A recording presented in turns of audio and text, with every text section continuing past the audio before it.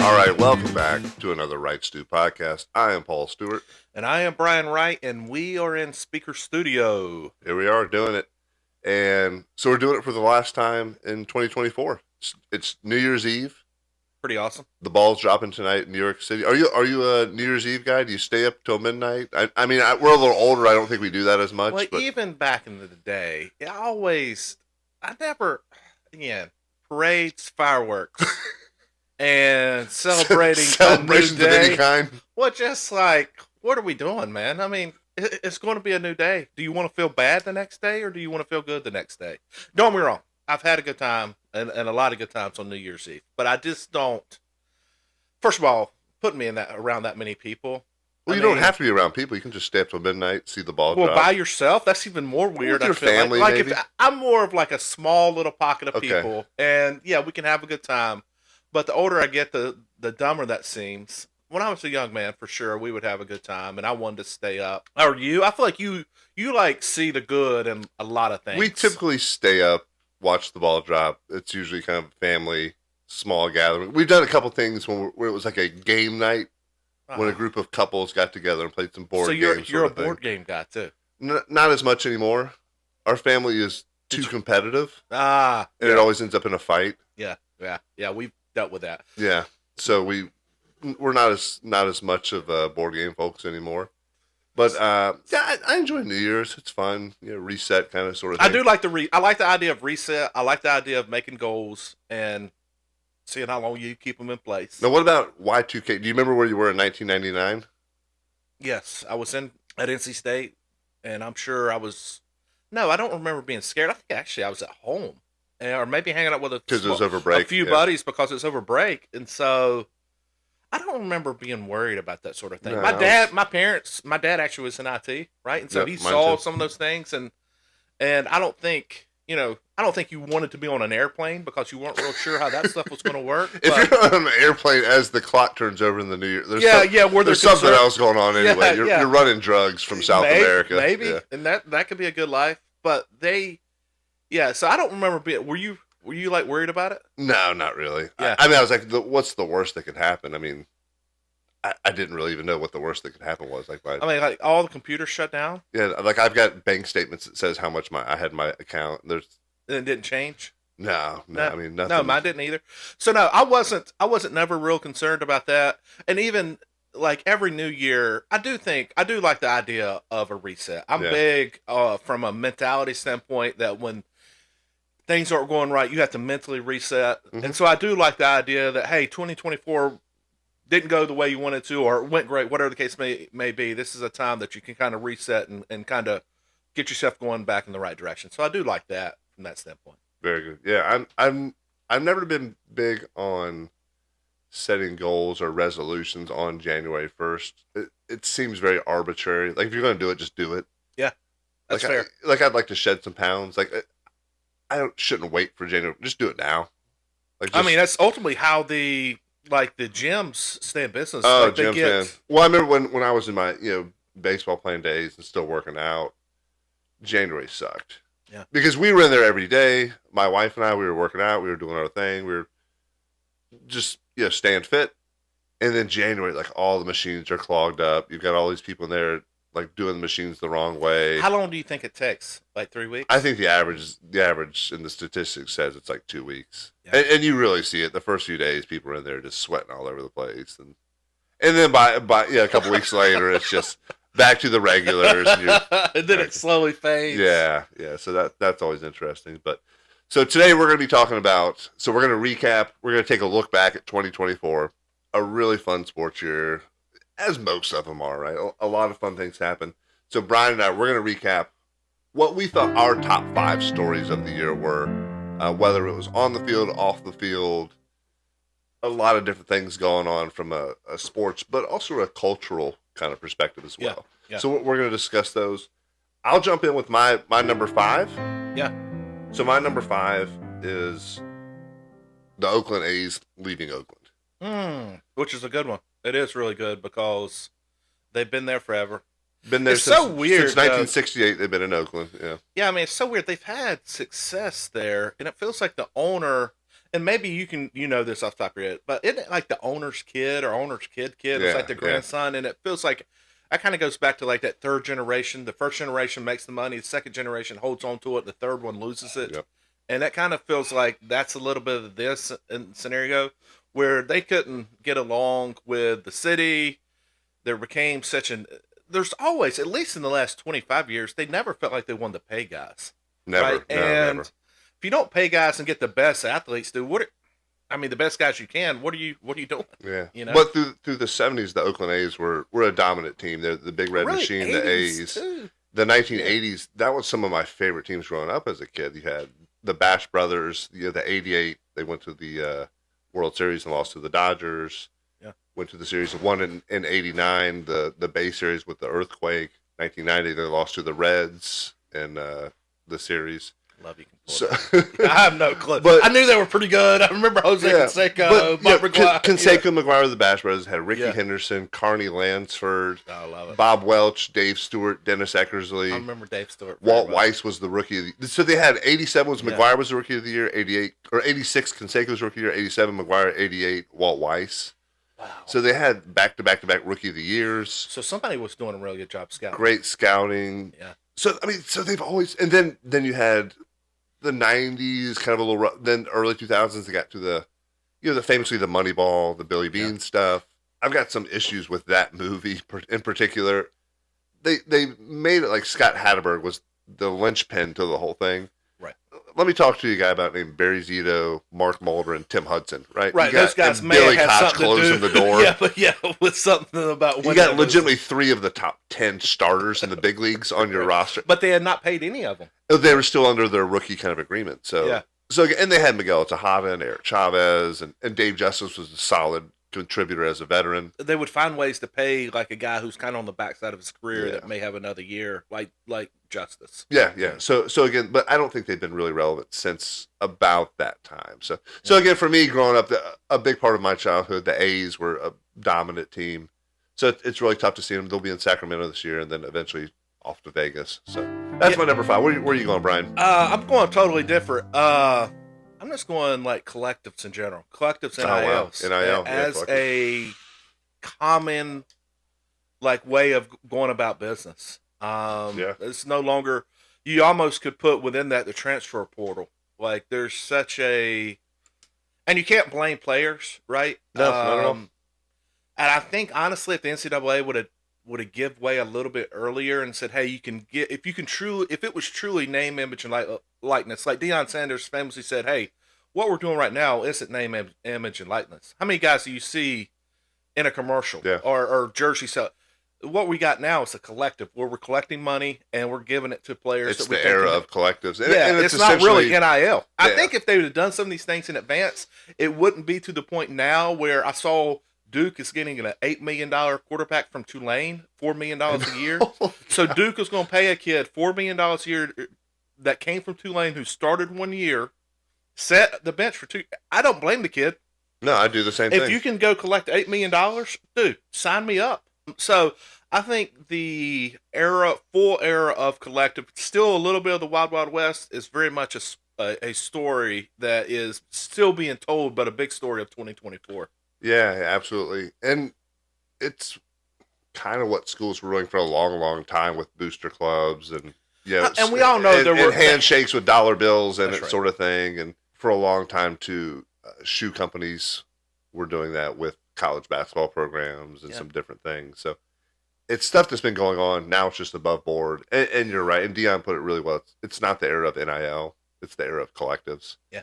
So what school has the most money? Who's doing it the best? And really, it's just commitment. And Yeah. the SEC schools have done it. Obviously, Colorado's done it with Dion, but clearly Duke coming out and saying, There's been some pretty successful people come out of Duke. I don't know if you've. Well, if you, there I don't know if have people been. heard of Duke out of there, Well, but I they mean, do pretty well for themselves. they do, but traditionally not football paying. No, not football. You It's, think it about would be yeah. You're thinking basketball, or Cameron you're thinking Indoor, about somebody who's inventing something that a doctor. I don't know of yet. Yeah, there's a doctor. Plenty of great medical program.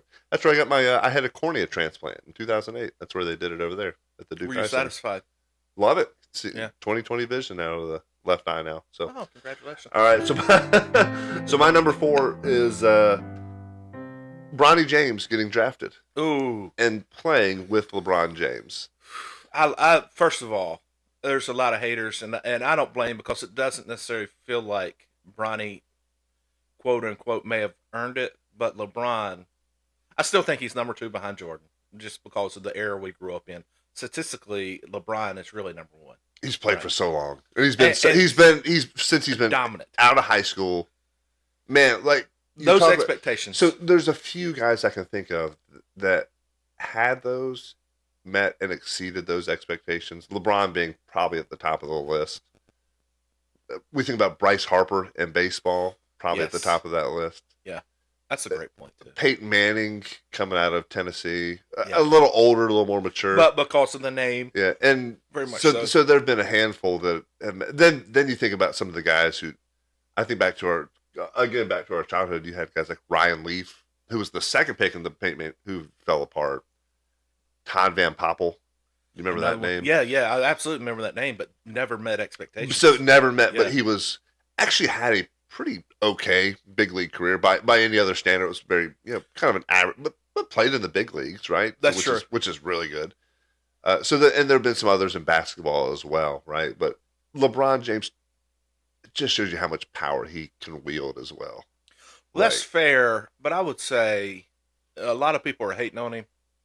But the reality is, dude, if you were in a situation where you were still playing in the big leagues and Josh is 18, 19, 20 years old, and you could get him to a point to where y'all might have a chance to play together, and Bronny maybe eventually becomes a serviceable NBA guy, maybe not a top line guy, but just a guy who's on a roster somewhere, and you could do that, maybe speed up that a little bit to where you could play where you're, dude, it has to be, because first of all, it's never been done in the NBA. No, it's crazy. It's happened a few times in baseball. You think of like the Alomars, the Ripkins, the Boones. There's a handful. Griffey's. The Griffey's for sure. Yeah, there's been a handful of families. But never in basketball. You think about, LeBron having to do a lot of things right to keep himself in shape and be very fortunate. And then Bronny having to be, I really think he could have been a guy who stayed in college for 3 or 4 years and then got on a roster somewhere eventually. But it has been sped up, but still, what a freaking awesome story, man. Great. So, Awesome and again, story. it's like the father-son thing, and he was in the Space Jam movies together, that sort of thing. So it's but it's really cool to see, because you hear so many stories of elite athletes having not great relationships with their kids, right? I remember Pete Rose had a terrible one with Pete Rose Jr. You played with Junior, didn't you? Pete Rose Jr.? No, my buddy did. They were roommates, and he said they didn't get along. I played with Prince Fielder. And Cecil Fielder and him did not. They weren't even talking. Like, Cecil came to a couple of games, so it was cool for me to see him, but Prince wanted nothing to do with him. Wow. I don't know how that relationship is now. At the time, it was very, very, very cold. Yeah, awful. So, but again, to see LeBron and man, for all the hate, from the outside, it feels like he's done so much right, so much good, and it's really cool to see somebody who's been in that spotlight and done it really well. So all right, what's your number 4, Brian? Number 4, I guess we took it more. You took it more. I guess that's not necessarily one event, but I did this kind of big picture stuff. Yeah, and it's just the trends in sports in general, right? It started with boxing, and I'm still, like, if you go back and look at articles, I'm still not even 100% sure whether that was a male or female that fought from the Olympics. From the Olympics. I'm not even 100% sure. Like, you read one thing, and it's like, yes, eventually in one of the championships prior to the Olympics, there were 2 girls or 2 guys that got disqualified for being non-female, and then in the Olympics they are. So there's so much misinformation there. But where there's not misinformation, it's like the San Jose, right, volleyball player. They had like 6, 7, 8 teams that canceled and refused to play with them. That girl came from Coastal Carolina. Coastal Carolina makes a law to where, biological guys cannot play in female sports. She leaves. She goes to San Jose. I don't even think the coaches knew, or at least the assistants weren't 100% sure. The assistant coach sees her hit the first day, and it's like, dude, what is going on? This is not. This is the greatest. Yeah, this is not. We got the best, girl at San Jose, and it's like, was totally different. you see how the body moves. Yeah. It's amazing that it's become a political thing. This shouldn't be a political story. It should be like, hey, if you want to dress how you want to dress, awesome. Go play with whatever you were born as, because clearly testosterone makes a difference in Yeah. Yeah. sports. That's why steroids are not legal in sports, right? And so that just becoming a story. Hopefully, we get to a point to where Well, it's not. it started with Leah Thomas and the swimmer, Oh, right? very much so. Very And much so. she, And Riley Gaines. yeah, and Leah was a very average male swimmer, and then had the surgery, whatever it was, and then became like the best women's swimmer. And again, no shade towards women's sport. It's just biological differences. Yeah, It's yeah. men and women are built. I mean, it's a differently. reason for 100 years, however long sports have been going on, we have separated men and women when competing Yeah. because it's just different. Yeah. Yeah, and it's in women's sports have come. We both have daughters who play Yeah. high level sports, and sports have come a long way. Like legitimate, growing up, I could have cared less about any women's sport at all. It didn't matter to me. Now it matters. Yeah. Now I'm And into it definitely hits your radar. And when you watch the past few years, the Women's College World Series in softball has had more viewership than the Men's Baseball World Series. Yeah. Yeah. Like, so people are watching. Yeah. And and what Caitlin Clark did last year, people are watching. Yeah. Yeah. It's starting to really, really matter. And to see biological men starting to play, it really muddies the waters, and it makes it So stupid that it's yeah, even a debate. It's not. It shouldn't be a debate. It's No, it's so dumb.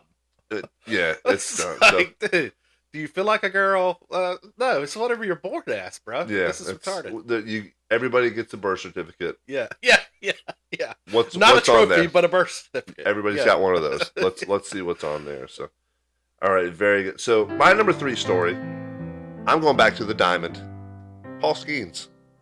What a great year. Paul What a great Skeens, man, comes in Rookie of the Year. Talking about having expectations and meeting them. Again, yeah, he's one as well that expectations through the roof, and met and exceeded those in his rookie year. Started the All-Star game as a rookie. Like that's From the minor leagues. yeah. He started the season in the minor leagues. And I yeah. think that was that essentially he started in the minor leagues just so they could hold his rights for another year. Is I how think that was worked? it was a Yeah. contract thing. If he kept him in the minor leagues for like a month, and they had a whole other year that they could. And I mean, the rules either need to be different, but I don't blame the Pirates for doing that because you're not going to be able to pay that guy if you've got Juan getting $765 million. What is Paul Skeens going to get in Yeah, 5 Paul years? Skeens going to And get $1 billion. Yeah, he was a decent hitter in college too. I think. right. At the Air Force, he was very much. If he would have kept hitting, could maybe have get him out there. Yeah. But Skeens on the year, 11-3, 1.96 ERA, 133 innings pitched, 170 strikeouts. That's crazy numbers in the big leagues. Just fantastic numbers. And he has there's certain guys, and I think about back to our childhood. Like Pedro had this. I feel like Roger Clemens had this. Schilling had this. Like they have almost some kind of aura or something to where you want to see him pitch. Right? There's not just, and it's not necessarily the dominance. I feel like you can almost feel him competing. And Paul Skeens has kind of that it factor that you watch him pitch, no matter what the situation is or who they're playing or what the outcome may end up being. There's something to watching him compete, which is pretty awesome. Well, it was crazy too because Paul Skeens became like must see TV. Like his first couple, he had the one start when he went 7 no-hit innings against the Cubs. And that's the one thing I really want to see from him, like finish some games. And pitch count. We can. I don't want to get into a pitch count conversation here. I remember Steven Strasburg, they babied him and white gloved him, and he still kept getting hurt. right. So like I feel Paul Skeens, like you look at his build, like wow, like he's built. He's put together. Man, just a grown strong man. Yeah. So I would love to see him kind of bring back. Hey, I'm going 9. Yeah. Because it feels like he can. Yeah. So that's. I mean, I'm not trying to knock him, but if I'm looking very, very hypercritically, that would be the one thing I would love for him to see. Like, oh, he's finishing games. Like, yeah. Because I think he took a couple of no hitters into the 7th, and then he was at the pitch count right at 100 pitches, and I said, man, he can go a couple more innings. He's barely sweating right now. So that's my number 3 story for the year is Paul Skeens. What a great season. And then dating Libby Dunn. Yeah. And Paul Skeens, dude, just I he don't know. he is the epitome of like a starting pitcher's mentality. Like no matter what happens, he's just Oh, level, he is level. He just is level. level. I mean, they saw what I don't know if you saw it, but whenever he got his award from Oh, MLB, Levy was excited, and Paul yeah, just and he's was like, just like, yeah, it's such a I mean, baseball reaction, dude. he It is. expected it. The other thing too, a great in the National League specifically, Jackson Merrill and Jackson Churio. They're probably runaway rookies of the year in most other years from the Brewers and Padres. Both of them had great How do you seasons. feel about? Well, I know how you feel about it as a pitcher. I don't love a pitcher winning Rookie of the Year, but he probably. I mean, clearly He everybody else deserves it, thought man. deserved He it. deserves. Yeah, Yeah, I no, like a position player for that. For that, we got. I don't know. Is the Rookie Pitcher of the Year? Do they have that distinguishing? there's honor? probably some organizations and But not just exclusive. It's not as well known. no, it's not. Yeah, it's not. Like So I sponsored by stayed in baseball. for number 3. What's your 3? Yeah, so I stayed in baseball. Juan Soto, his contract, $765 million, 10 years. New York Mets. New York Mets. I'm not sure. It's a story because of how much money. It's a story of a really good player, but he's not Ohtani. No. In my mind, he's not, and probably his stats may match it. Well, but the he's thing not we Bryce missed with Harper. Ohtani's we haven't seen a pitch. That's right. So Ohtani's, you can make the case for like he's Roger Clemens and Barry Bonds, That's true. right? Oh, 100%. And so you got, I just did not see, and maybe there's some type of appeal that I'm not aware of from a marketing standpoint. Cohen, the owner of the Mets, has essentially said he's not owning the Mets to make money. He's owning the Mets to win. I love it. I mean, I love that so much. That's great. So you appreciate that. Yeah. But on one aspect, if he's getting $765 million, I don't know, dude. It feels like the divide is getting wider from the haves and have-nots, Yeah. right? And so that's kind of I mean, he makes more than the Oakland A's, right? yes, yeah. And there's so not just there's several players that do.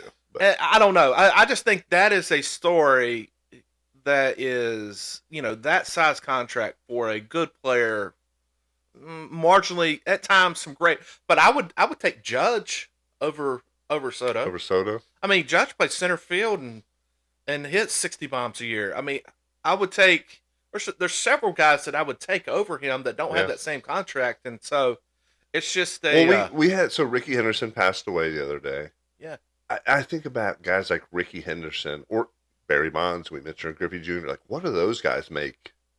Or like Tony Gwynn. Like, well, Gwynn would have hurt. I mean, he was still he wasn't the power, but he was hitting like 330 every year. Well, all those guys. There was a stat whenever I saw A-Rod when he was with the Mariners, and like midway through the year, he was hitting 366 with 35 home runs. It's pretty good at the All-Star break. And well, he had that first really monster contract, the 10-year 250, yeah. and that was in 2002 ish, right? Yeah. And when that happened, it's the kind of the same reaction we have now with Juan. So like that blew people's mind, but A-Rod his numbers felt. And he played a better. key position. He played shortstop, moved to third at the Yanks. Yeah, but he played a key position. He did more. I don't know, man. I could justify Ohtani getting $700 million because essentially you're buying two players. Yeah. Again, it's a great story. Good for him. I'm not hating on him. It just seems like if you can get it, man. Dang you right. get dang it. right. Yeah. So what's your next one, Paulie? So number 2, the Mike Tyson Jake Paul fight. Wow, you put that one that high. Well, here's the thing. It was my honor. It was an honorable mention. Here's the thing. 108 million people watched that fight, and I did. I watched it. The last time I remember watching a fight was the Tyson Holyfield fight in 1997. This is something. It was you talked about it with your boxing with Muhammad Ali the other day. It was an event. Yeah. People looked forward to that.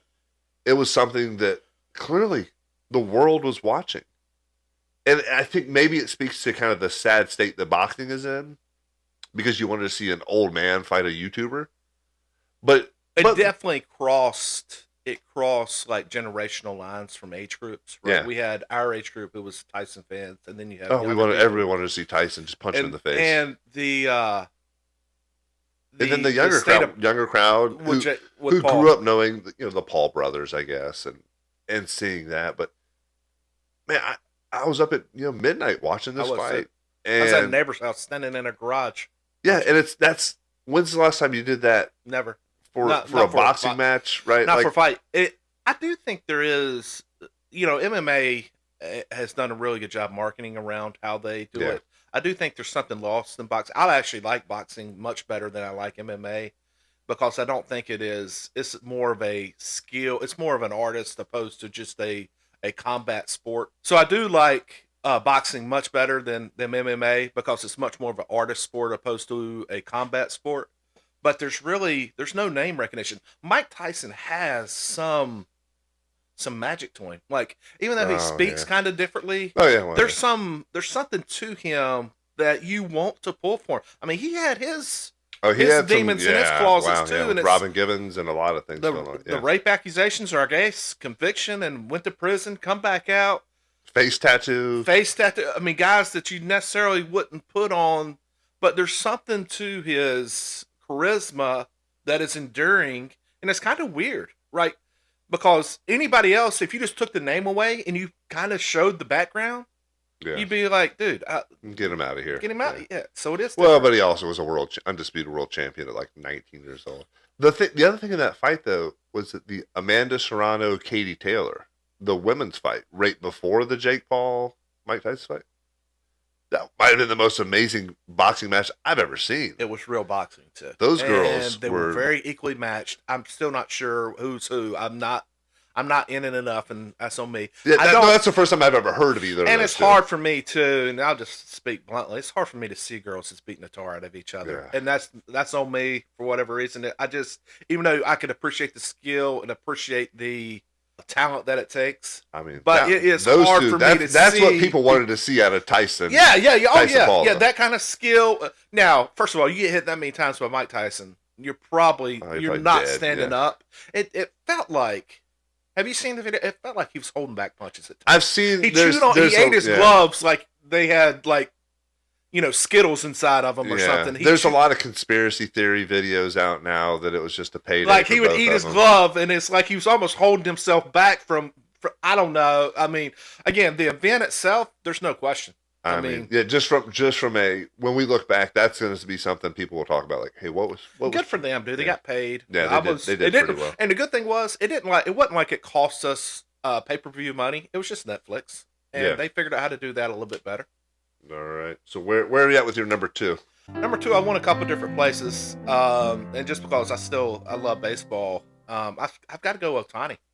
Right, Oh, okay. his year at Yeah. a whole, coming off of Tommy John surgery, not hitting at all, becoming the first 50-50 guy. So clutch, man. So clutch throughout the entire year. I've had elbow issues and trying to hit. Obviously, his felt pretty good the whole year. But he almost earned his money not pitching, right? Yeah. Just being a DH and dominating, not only, from power to, average, but to stealing bases. And Yeah. you see what you lose with him and forget with him. Sometimes the guy's an athlete, bro. He can He's a move. great He can get athlete. down the line. I wonder if he was like a basketball player, a soccer player, or something. Because he moves kind of like a basketball player. Yeah. Very And athletic. he's big too. He's much bigger. That's why I Yes. thought basketball because he's like 6'4". Like I can see him playing like the three, like a power forward, like just driving the lane. I don't know. I think in Japan, dude, they kind of do I it. don't know if they play a lot of basketball. They may or may not, but I feel like they get him in there and they train for hours and hours, and he's one of the ones that it works out for. Now there's some that quit or whatever, Yeah. but I've heard him talk about like his like bone density was really high, so they've done some interesting. some scans, and so the juice that he creates, I think his swing, even though it's non-traditional to Americans, there's a lot of things that he does right.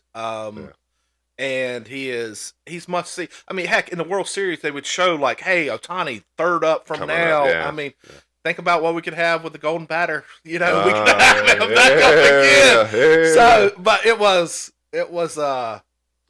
And then to have him come over from the Angels to the Dodgers And win it. having no playoffs with the Angels. Yeah, maybe Mike Trout's reading the tea leaves, and I was like, I got to get out of here. But coming over to the Dodgers and joining forces with, and again, Mookie Betts and Freddie Freeman. Oh yeah, and a great. I mean, pitching Freddie staff, Freeman really carried them in the World Series. Yeah, I mean, but had a great series, right? Was the MVP, but But Yeah. Otani clearly throughout the entire The regular story season in was, itself, the Dodgers in themselves, kind of meeting expectations, which is hard to do. yeah. And when you spend that amount of money, there's expectations. Yeah, well, because Um, the year before they got knocked yeah, out by the Diamondbacks, that's right. and they were a really good team. Do they get better next year with Otani pitching? Yeah, and I think they've signed a couple of guys too to the pen and different things. And I think Otani pitching is going to be, if he's anything close to what he I was. mean, you assume he's You'd almost 15 and think. 5 You ever ish, think right? somebody goes to like a 6-man rotation to where I could see it happening.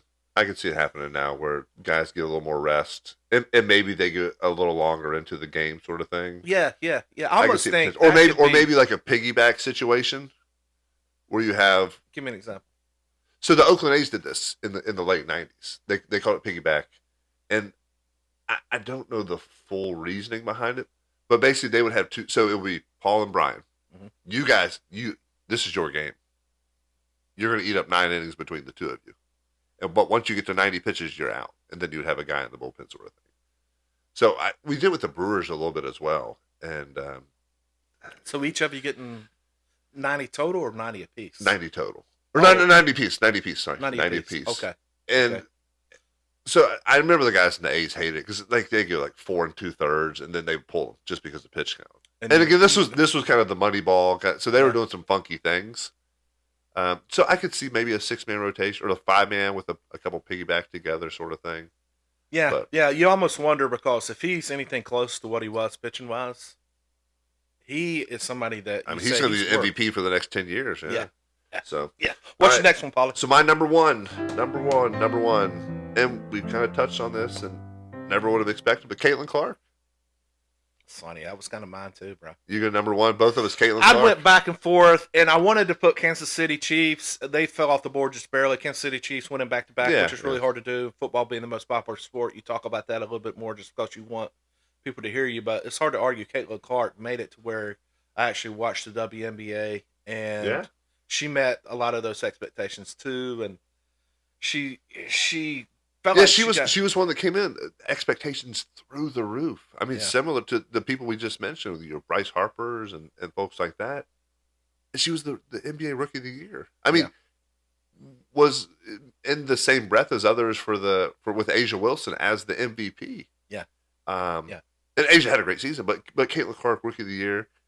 So many stories behind it though. But every time I would pop on one of my social medias, it was a story about Caitlin Clark. Yeah. I saw something earlier. There was 23 games this year in that WNBA that had over 1 million people with viewership. Right. 20 of those involved her. Wow. So people were watching. And then in Iowa, people were watching. Yeah, she made a run to the Final Four. And she felt like a female Steph Curry I because mean, she could hit it from anywhere on the court. she's just, and she yeah, could as soon as she move. crossed Yeah. half court, she was in range. Yeah. Great ball handler. Man, the way she passes the ball, it's like Magic Johnson, dude. Like It she does. is. She gets a little bit loose with it. She had some turnovers, Yeah. right, and that hurt her team at time. But I don't necessarily think they were all on her. It was just like her teammates. They weren't ready for it. They Yeah. didn't expect the ball to be right there in their hands. Yeah, and Yeah. she's and some of her turnovers were turnovers of aggression or trying to do the right thing and trying to force the issue. Not great to have turnovers, but that's when you're doing it like, hey, let's try to make something happen. It wasn't just dumb turnovers. Right. But she's a lot of fun to watch. And then from a social commentary, there was a lot going on between her and Angel Reese. Yeah. Right? A lot of who's the Rookie of the Year. And it's hard. It's hard to compare. They're two different players. Angel Reese is down low, banging. If they did this right, they could be the Larry Bird and Magic Johnson of the WNBA. If they marketed this right and got some of the race tensions out of the conversation and some of the social tensions out of the conversations, I feel like Magic and Bird did a phenomenal job where it was about something other than race. That turned into Celtics, Lakers, East Coast, West Coast. There Yeah. there was definitely black white to it. Yes. Right. There was definitely and that's going on with Reese and Caitlin Clark. No question. And really Caitlin Clark as a player, because not only she's white, she's straight. Right? Yeah. And there's so much of the LGBT, alphabet in the league, and so it definitely changes that dynamic. But it also, if the WNBA would allow it, it would open up a whole new audience to the WNBA that probably has kind of, maybe not intentionally or maybe intentionally, have kind of kept their eyes closed in regard to that Yeah. conversation. And I Yeah. think you're right. Honestly, I don't think the WNBA did a good job with it last year. No, I don't. It was feel like they it was very wanted it. grassroots, very Yeah. organic. I feel like they could have done a lot better. Like you're saying, if they turned it into Magic Bird female version, Yeah, 35, why would 40 you years not? later, Yeah, there's some real opportunities there. There was intentional hazing going on with Caitlin Clark during games. yeah, they're definitely was very physical, and the WNBA All Stars beating the Olympic team, and then Caitlin Clark not being on the Olympic team, Yeah. and then the WNBA All Stars winning that when they played each other, felt like maybe something's off in regards to who's picking these teams. Yeah. But But no, definitely. I mean, it's got us as Mid America or North Carolina guys, that have rarely are talking about. we're talking about women's basketball as the number one story.